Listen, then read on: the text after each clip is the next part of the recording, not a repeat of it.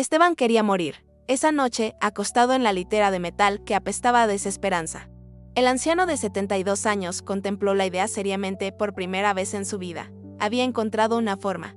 Los otros reclusos hablaban de ello. No era difícil, pero algo lo detuvo. No era valentía. Era simple curiosidad cómo había llegado hasta aquí. 3 meses atrás había sido un abuelo viudo que alimentaba palomas en el parque. Ahora, vestido con un uniforme naranja 3 tallas más grande, compartía celda con asesinos y traficantes. La puerta de metal se había cerrado con un estruendo que resonó como una sentencia de muerte. El juez había sido despiadado. 5 años por fraude. Esteban apenas entendía de qué lo acusaban. Había firmado unos documentos, sí. Su yerno se los había puesto enfrente.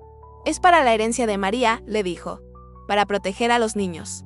Esteban, cegado por el dolor de haber perdido a su esposa 6 meses antes, firmó sin leer.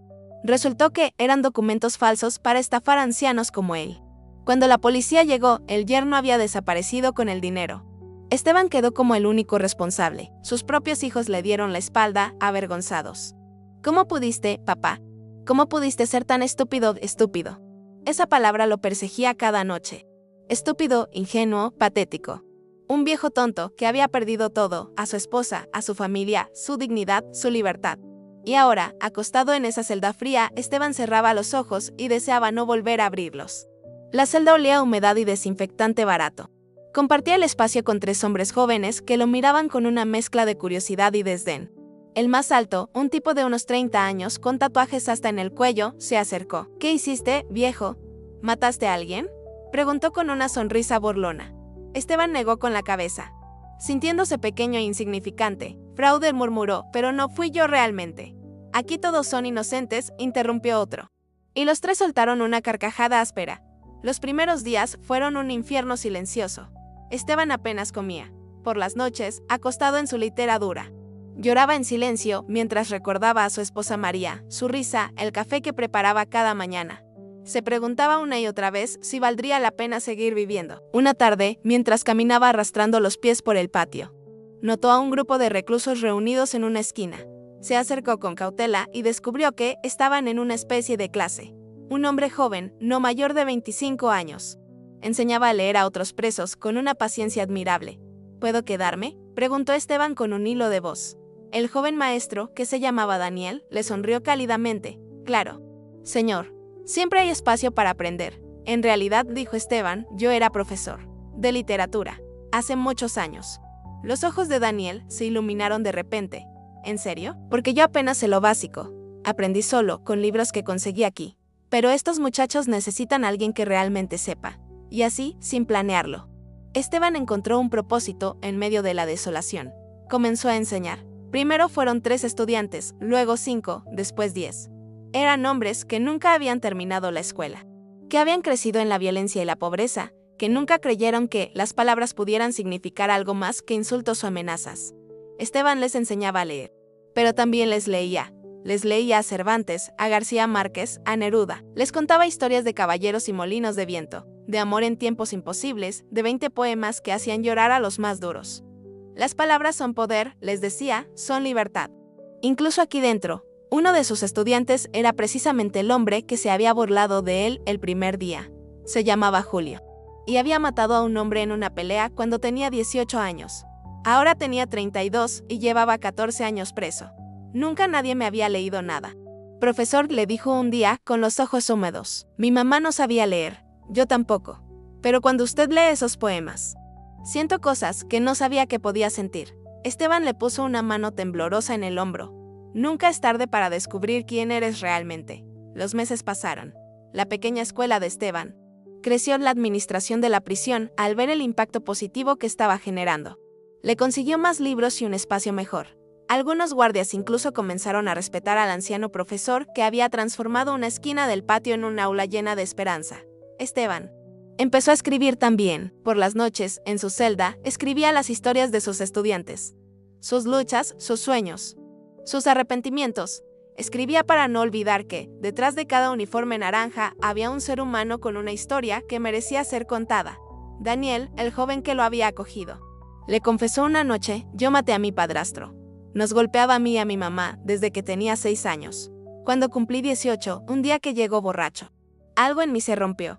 Me defenderé 18 años aquí. Pero usted me ha mostrado que puedo ser más que mi peor momento. Esteban lo abrazó y ambos lloraron, unidos por un dolor compartido y una esperanza recién descubierta. Un día llegó una carta. Era de su hija menor, Laura. Habían pasado 2 años sin saber de ella. Papá, decía la carta, he estado enojada mucho tiempo. Pero he pensado en ti cada día. El otro día vi en las noticias algo sobre un programa de alfabetización en tu prisión. Vi tu nombre. Vi tu foto enseñando a esos hombres. Y me di cuenta de algo, tú siempre fuiste un maestro. Siempre quisiste ayudar. Cometiste un error, sí, pero sigues siendo mi papá. ¿Puedo visitarte? Esteban leyó la carta 20 veces. Lloró de alegría por primera vez en años. La visita de Laura fue como agua en el desierto. Trajo fotos de sus nietos, a quienes Esteban apenas conocía. Hablaron durante horas. Ella le pidió perdón por haberlo abandonado. Él le pidió perdón por haber sido ingenuo y débil. No eres débil, papá, le dijo ella. Tomando su mano, mira lo que has hecho aquí. Has cambiado vidas. Cuando cumplió 3 años de condena, Esteban recibió una noticia inesperada. Por buen comportamiento y por su contribución a la rehabilitación de otros reclusos, se le concedería la libertad condicional. Saldría en 6 meses. La noticia lo alegró, pero también lo entristeció. ¿Qué pasaría con sus estudiantes? No puede dejarnos, profesor, le dijo Julio, con lágrimas corriendo por sus mejillas tatuadas. No los voy a dejar, prometió Esteban. Voy a buscar la forma de seguir viniendo. Y voy a conseguir más libros. Mejores recursos. Voy a hacer que el mundo sepa lo que pasa aquí, cómo los hombres pueden cambiar. El día que salió, todos sus estudiantes estaban en el patio. Habían hecho una carta gigante, escrita a mano por cada uno de ellos. Algunas letras eran torcidas, otras perfectas. Pero todas venían del corazón. Gracias, profesor. Por enseñarnos que nunca es tarde para cambiar. Por mostrarnos que somos más que nuestros errores. Por darnos esperanza. Esteban salió de la prisión con esa carta bajo el brazo y lágrimas en los ojos. Laura lo esperaba afuera con sus nietos, pero él no sintió que estaba dejando atrás la cárcel. Sintió que había encontrado allí algo precioso, un propósito, una razón para vivir. Y cumplió su promesa. Cada semana volvía como voluntario. Escribió un libro sobre su experiencia que se publicó 2 años después y atrajo la atención hacia los programas de educación en prisiones. Varios de sus estudiantes terminaron la escuela secundaria gracias a su programa.